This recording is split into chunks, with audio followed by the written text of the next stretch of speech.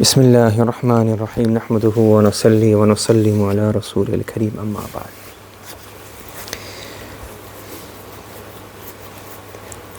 There's one proverb in Al-Muntakhabat.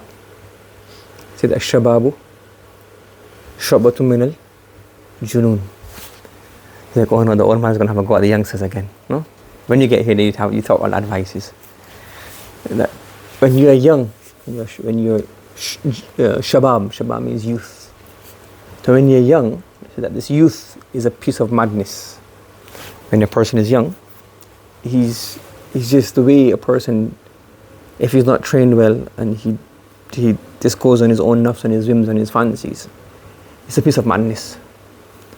And a person, he disregards elders, he disregards his teachers, he disregards people with more experience. He just thinks, I know everything. And there's another saying as well. مَنْ لَمْ يُؤَدِّبْهُ وَالِدَاهُ أَدَّبَهُ الدَّهْرُ. Something like this.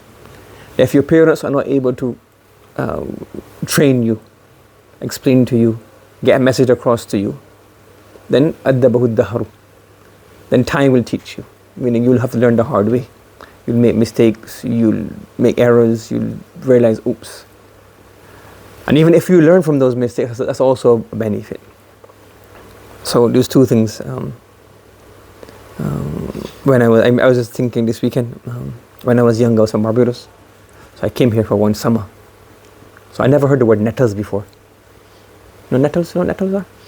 The things that are very, very itchy, right? So I was playing outside in the garden. So somebody, my cousin, told me, so I was about maybe 12, 13, she was older, much older, about 20 or something. She goes, there's nettles there. By the fence, there's nettles. If you go over, if you hit the ball over, there's nettles over. Yes? So I never heard nettles before. So I go, nah man, I'm not scared of nettles. You all English people, you all think, a very thing. We grew up in Barbados, we grew up on the sand, the sea, the beach. We play in the grass, we play football, so we can handle it. So I was playing the ball went over. Yes, so she warned me, told me, don't go over. It's got nettles, it's dangerous. I said, yeah, and I went over. So I jumped over the wall to get the ball. And then I realized what nettles was. So it's itching, scratching, you wash it, nothing makes a difference. You go in the bath. So then my mom was like, why did you go over for? And I was like, and you go in the KU, I told him. But he didn't listen, what am I supposed to do? So that's when you realize, yeah, when you're young, you think you know everything. You think, what the teachers, the elders tell you, somebody's got more experience than you. That's one experience. There's so many other things like this as well. So this weekend my mom's not here anymore, so I phoned every weekend a different sibling. So my elder sister, in a nice way, she was having a mum at me. Yes, she was saying, make sure you walk slowly, don't walk quickly, you're very hasty, you don't, the whole long lecture. Not a lecture, but she was saying in a nice way. So you can take it one of two ways. Not in a bad way, she was telling me just slow down, take calm, don't overwork yourself, don't do this, don't do that. So you can take it one of two ways. One, you can take it bad and say, what are you telling me for? Mind your own business, what's got to do with you? That's one way you can take it. And I'm not phoning her again. It's not in a bad way, but things that you wouldn't like that you wouldn't like to hear. These are your problems in your life. Calm down, stay calm, don't overwork yourself, don't work hard, but in a very nice way. So you can just say, I'm not phoning her again. What's the phone? I'll phone her left and they do that. Or you can be thankful to Allah subhanahu wa ta'ala. There's somebody who looks out for you.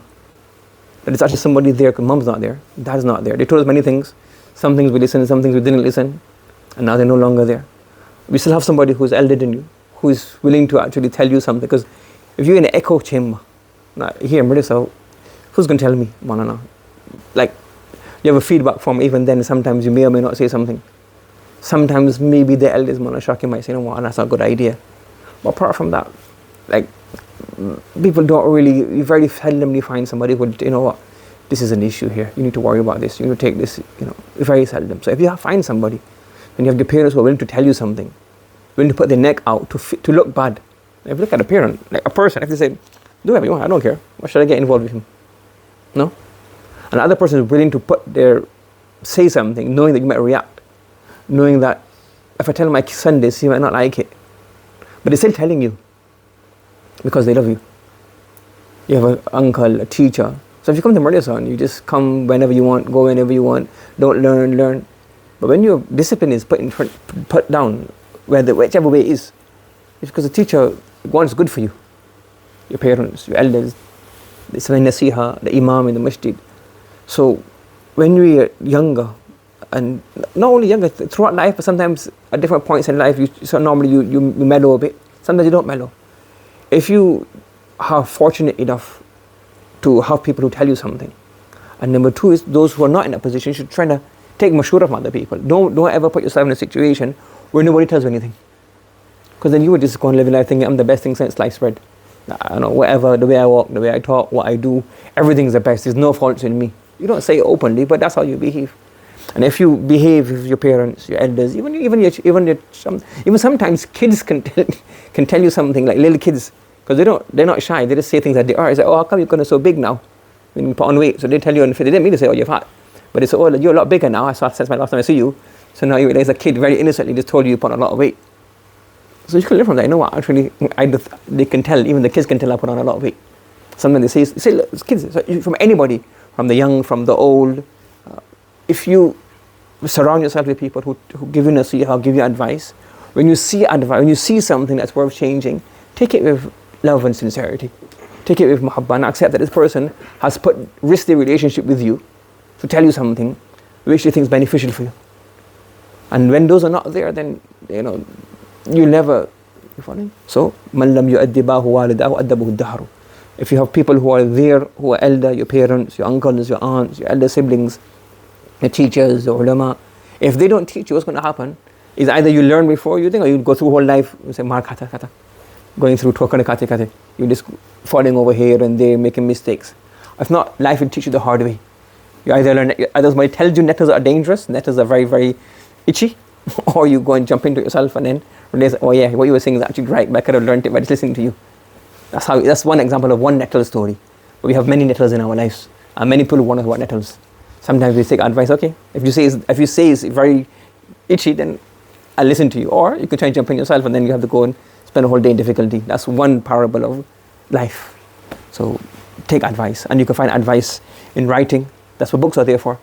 You have people write the experiences, people write stories, how to do stuff, people verbal advice. So all of these things is things we need to learn from. So the summary of today's lesson is, when you have somebody, surround yourself with people who will give you advice. When advice is given to you, accept that advice. Even something like, okay, I don't think so, but but behave in such a way that people don't want to tell you anything.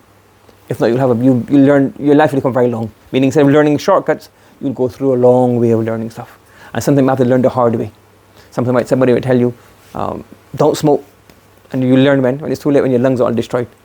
Somebody will say, don't do drugs, it's very dangerous. You start doing it, get addicted, you mash up. Don't gamble, your life's mashed up. Somebody say, don't drive fast, you're driving fast, get in an accident, what happens? Life destroyed. All of these things, don't, too much soft drink's not good for you, too much sugar is not good for you. So it's all right. People have been through that, they've given you advice. So live in a way people can give you advice, live with people who can give you advice, always take it on board, and avoid being in a way where, thinking, he said the person, tell him anything, he'll get vexed, he'll get upset, he won't like it. That's the worst place to put yourself in. Allah subhanahu wa ta'ala give us all tawfiq. SubhanAllah, I'm getting in trouble. I said this, when my sister said like this, if she sees this video, then I'm getting in trouble. I've done this to her talking, so I apologize in advance.